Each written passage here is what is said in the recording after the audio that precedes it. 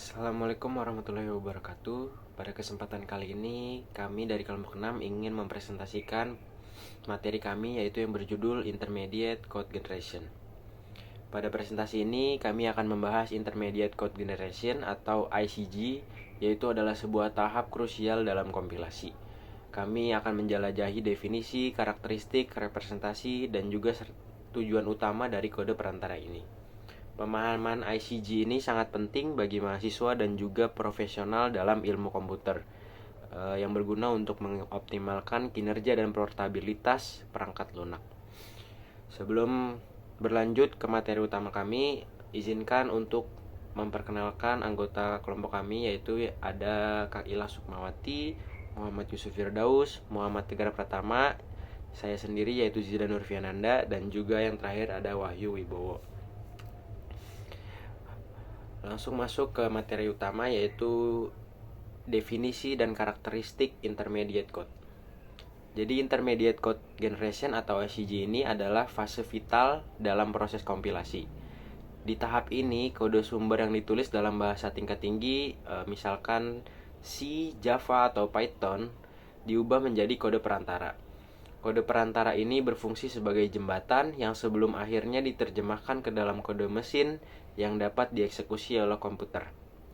Kode perantara bukan kode mesin murni, melainkan representasi yang lebih abstrak, independen dari arsitektur perangkat keras tertentu, namun sudah cukup dekat dengan instruksi mesin. Hal ini memfasilitasi berbagai optimasi dan memungkinkan kompilator menjadi lebih modular. Lalu selanjutnya yaitu karakteristik dari intermediate code. Yang pertama yaitu ada abstrak dan sederhana, di mana mudah dipahami dan juga dianalisis. Yang kedua ada machine independent, yaitu tidak terikat pada platform spesifik, meningkatkan portabilitas. Yang ketiga ada variabel temporer, memungkinkan penyisipan variabel bantu seperti T1, T2, dan lain-lain untuk hasil sementara. Lalu ada notasi standar, yaitu ditulis dalam format yang umum seperti postfix, triple, atau quadruple. Dan yang terakhir ada berdasarkan sintaksis, yaitu dihasilkan dari struktur sintaksis program atau parse tree. Macam-macam representasi intermediate code. Intermediate code dapat dipresentasikan dalam beberapa format yang masing-masing memiliki karakteristik dan kegunaannya sendiri. Pemilihan format ini sangat bergantung pada kebutuhan optimasi dan arsitektur target kompilator. Representasi ini memungkinkan kompilator untuk memecah tugasnya menjadi bagian-bagian yang lebih kecil dan lebih mudah dikelola, sehingga meningkatkan efisiensi fleksibilitas. Yang pertama ada postfix notation.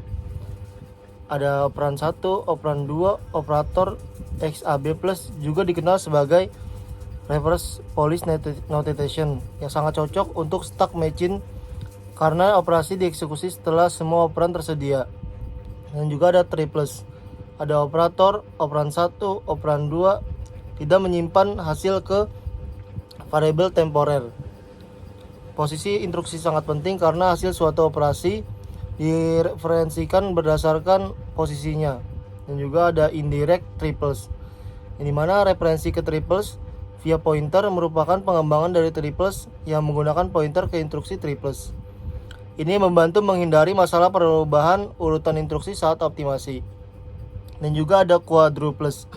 Di sini ada operator, operan 1, operan 2, dan result. Paling eksplisit dan paling mudah untuk optimasi. Setiap operasi memiliki 4 field, termasuk tempat penyimpanan hasil, yang membuatnya sangat mandiri. Dan juga ada syntax directed translation atau SDT. Berdasarkan aturan grammar dan parse tree, metode ini menggunakan atribut untuk mengevaluasi setiap simbol dalam grammar, mengintegrasikan pembuatan kode perantara langsung dengan analis sintaksis. Dan selanjutnya di sini ada proses kompilasi dengan intermediate code generation. Yang pertama yaitu ada source code, yang dimana program asli yang ditulis dalam bahasa tingkat tinggi. Dan kedua ada lexical analyzer atau tokenizer, yang dimana mengubah source code menjadi stream of token. Yang ketiga ada syntax analyzer atau parser, yang dimana menganalisis struktur token dan membangun parse tree. Keempat ada semantic analyzer, yaitu melakukan pengecekan tipe, konsistensi, dan validasi lokal logika program. Yang kelima ada intermediate code generation, yang dimana tahap ini mengubah representasi abstrak menjadi kode perantara yang lebih terstruktur dan siap untuk optimasi. Dan ada keenam ada code optimization atau optional, yang dimana meningkatkan efisiensi kode perantara. Yang terakhir ini ada target code generation, yaitu mengubah kode perantara menjadi kode mesin yang dapat dieksekusi. Tujuan dan fungsi utama intermediate code. Intermediate code memiliki beberapa tujuan fundamental yang berkontribusi pada efisiensi, fleksibilitas, dan modularitas proses kompilasi secara keseluruhan. Dengan adanya tahap ini, kompilator dapat mengatasi kompleksitas transformasi dari bahasa tingkat tinggi ke instruksi mesin secara lebih terstruktur. Yang pertama, portabilitas. Intermediate code memungkinkan program untuk dijalankan pada berbagai arsitektur perangkat keras tanpa perlu menulis ulang seluruh kompilator. Cukup ubah backend untuk target yang berbeda. Kedua, optimasi. Bentuk kode perantara yang lebih sederhana mempermudah penerapan berbagai teknik optimasi. Ini dapat mencakup penghapusan kode mati, propagasi konstanta, atau penggabungan ekspresi, sehingga menghasilkan kode mesin yang lebih cepat dan efisien. Yang ketiga, modularisasi kompilator. Adanya intermediate code memungkinkan kompilator dibagi menjadi dua bagian utama, front end yang menghasilkan intermediate code dari source code, dan back end yang mengonversi intermediate code ke kode mesin. Ini mempermudah pengembangan dan pemeliharaan kompilator. Yang keempat, analisis semantik lebih mudah.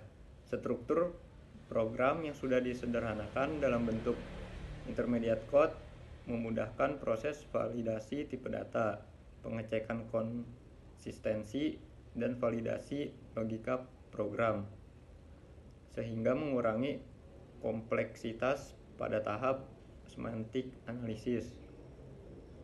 Yang kelima, abstraksi. Intermediate code menyederhanakan struktur program dengan menghilangkan detail spesifik bahasa sumber atau arsitektur target.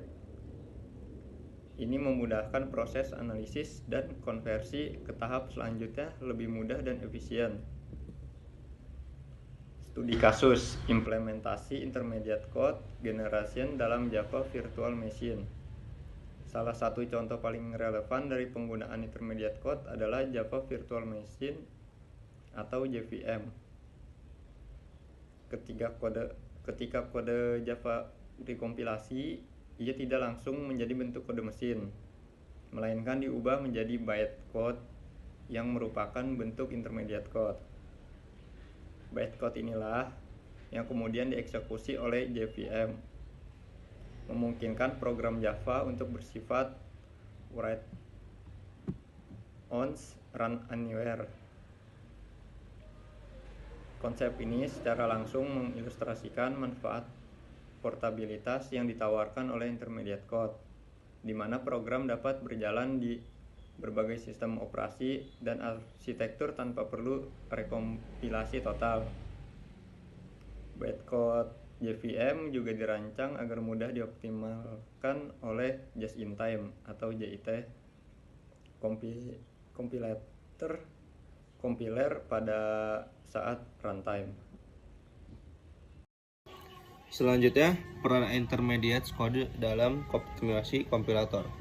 Optimasi adalah salah satu fungsi paling penting dari intermediate code generation. Dengan kode perantara, kompilator dapat menerapkan berbagai teknik optimasi yang tidak mungkin dilakukan pada kode sumber atau kode mesin secara langsung. Yang pertama, optimasi machine independent.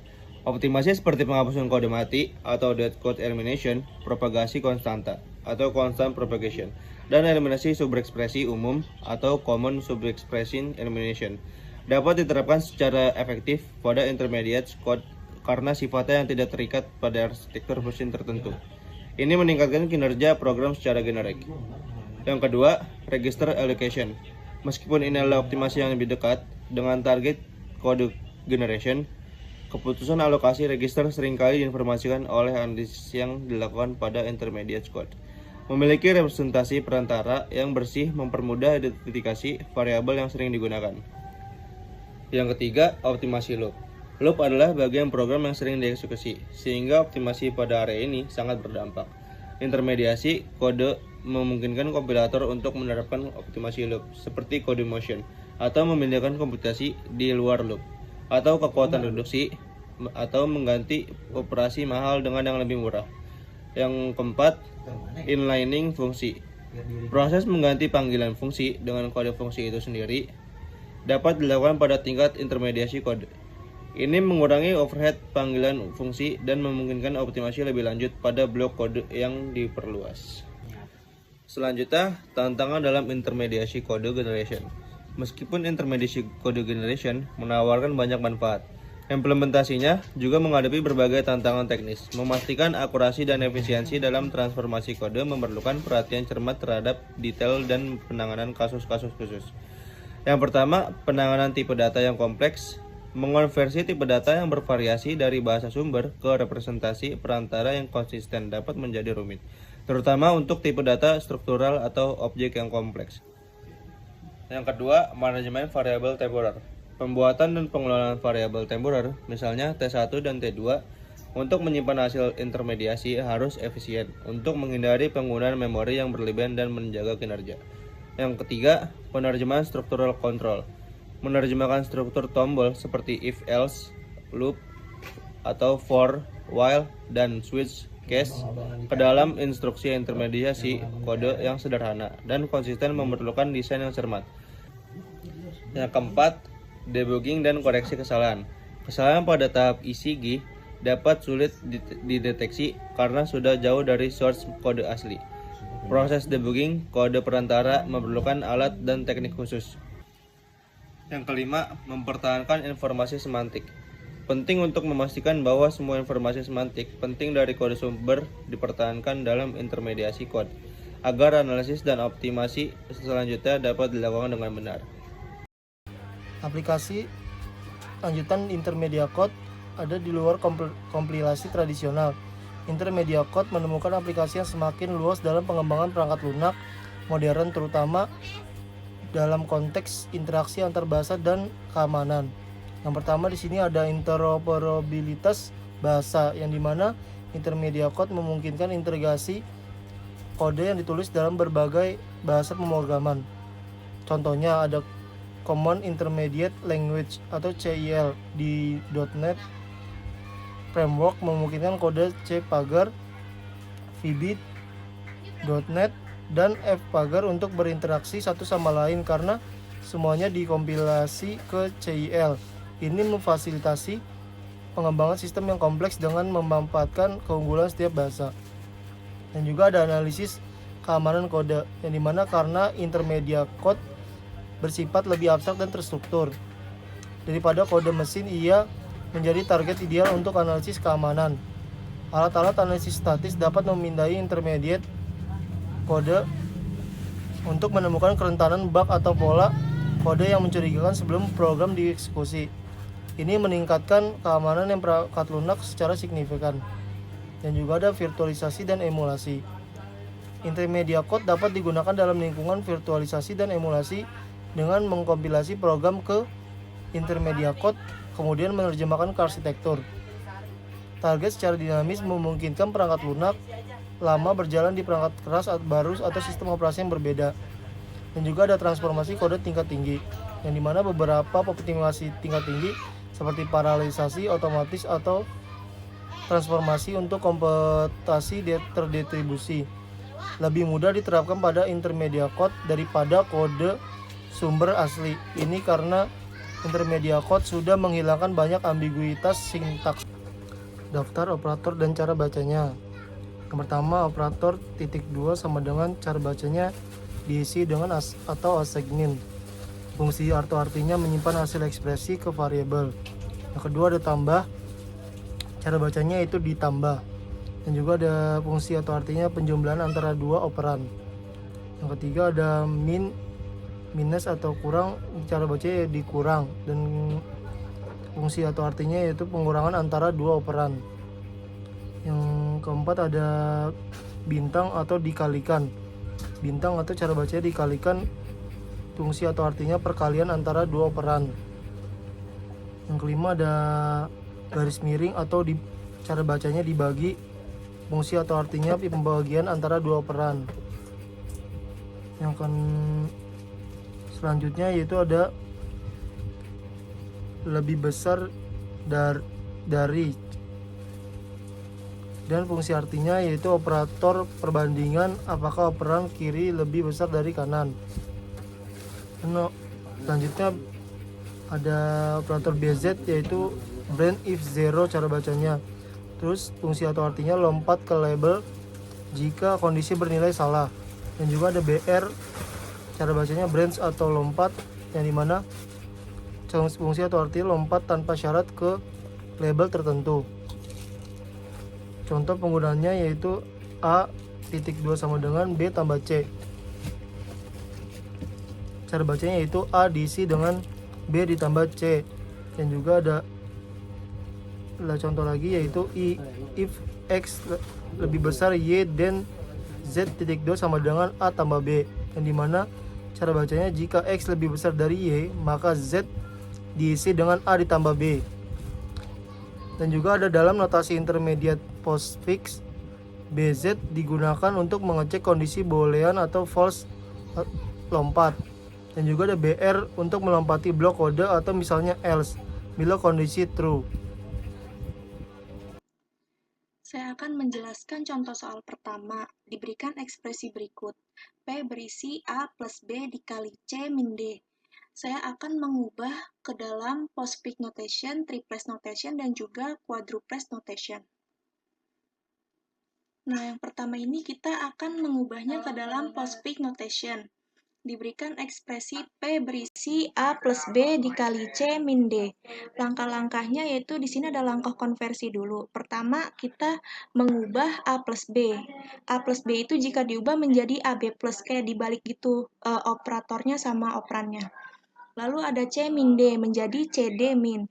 Lalu digabungkan antara A plus B dan C min D menjadi AB plus dan CD min. Kenapa di sini kali? Karena di sini ada operator perkalian. Lalu di sini asesmen ke P atau disimpan ke dalam P menjadi AB plus CD min dikali P. Ini hasil akhirnya, AB plus CD min dikali P. Nih, operan 1 kan A, operan 2-nya B, berarti kan A plus B. Nah, hasilnya A plus B. Operan 1-nya C, operan 2-nya D. Di sini operatornya min, jadinya C min D, sama kayak tadi soal. Lalu di sini operan 1-nya berarti kan yang A plus B, terus operan 2-nya berarti kan yang C min D, berarti kan A plus B dikali operatornya perkalian, yaitu dikali, jadinya C min D. Terus ini hasilnya berarti kan operan 1-nya P, operan 2-nya 3. Ini operan 1-nya P, operan 2-nya 3 menjadi disimpan ke P atau P diisi dengan 3. Lalu kita akan menjelaskan ke quadruples notation. Langkah-langkahnya yang pertama, hitung A plus B disimpan di dalam 1. Lalu hitung C min D disimpan di dalam 2. Kalikan hasil 1. 1 dikali 2 disimpan ke dalam 3. Lalu hasilnya 3 ini disimpan ke variabel P. Yang pertama, di sini A, di sini ada B. Operatornya plus disimpan ke dalam T1. Lalu ada C dan D. Di sini operatornya min disimpan ke dalam 2. T2. Lalu ada T1 yaitu A plus B dan T2 yaitu C min D disimpan ke dalam T3. Lalu T3 berarti berisi P. Sini ada parsing tree-nya untuk soal nomor 1. Ini itu kayak operator ini tuh kayak tadi dibacanya itu disimpan, berarti kan asesmen memang menjadi operator tertinggi dalam struktur parsing tree. Tapi bukan karena prioritas operator matematika, tapi karena dalam sintaks grammar, asesmen adalah akar dari ekspresi atau statement. Ini berarti kan menurunkan P dan operator perkalian. Lalu ada habis operator perkalian ada penjumlahan dan pengurangan. Lalu tadi di penjumlahan tadi soalnya itu kan A dijumlahkan dengan B, lalu C dikurangkan dengan D, seperti itu. Lalu kita berlanjut ke contoh soal nomor 2. Diberikan pernyataan seperti di bawah ini. Ini dibacanya adalah jika A lebih besar dari B, jika benar, maka X harus berisi C plus D. Namun jika salah, X harus berisi C min D. Langkah-langkahnya, yang pertama, kita harus mengevaluasi kondisi A lebih besar dari B. Kemudian kita harus menyimpannya ke T1. Jika kondisinya salah atau T1-nya salah, lompat ke else menggunakan BZ. BZ itu adalah branch of zero. Lalu ketika blok C plus D dimasukkan ke T2, lalu X harus berisi T2. BR atau branch digunakan untuk lompat ke akhir agar skip else. Jadi dia itu lompat tanpa syarat jika kondisinya bernilai salah. Lalu ada blok salah. C min D diturunkan kepada T3, lalu X diisikan kepada T3.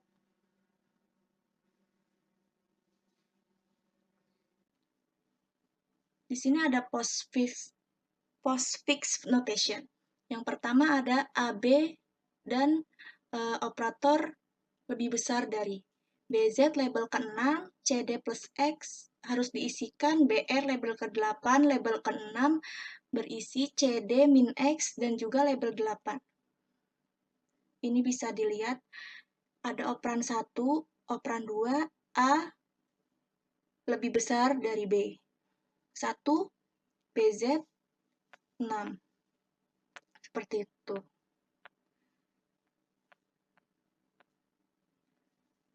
Selanjutnya kita masuk ke quadruples notation. Di sini ada indeks, yaitu dari 1 sampai 7, lalu ada operator, lalu ada ARG1 dan ARG2, lalu ada resultnya. Yang pertama itu kan ada A. A operatornya lebih besar, menjadi A lebih besar dari B, masuknya ke T1. Lalu ada T1 dan BZ berada di label 6. Lalu ada C plus D berada di T2. T2 berada di berarti di sini berisi T2 atau X-nya berisi di T2. Lalu ada BR berada di label 8, lalu ada C min D diisikan ke T3, lalu T3-nya berisi X. Lalu di sini ada passing tree untuk soal nomor 2. Di sini if menurunkan operator lebih besar dari, lalu ada then dan else.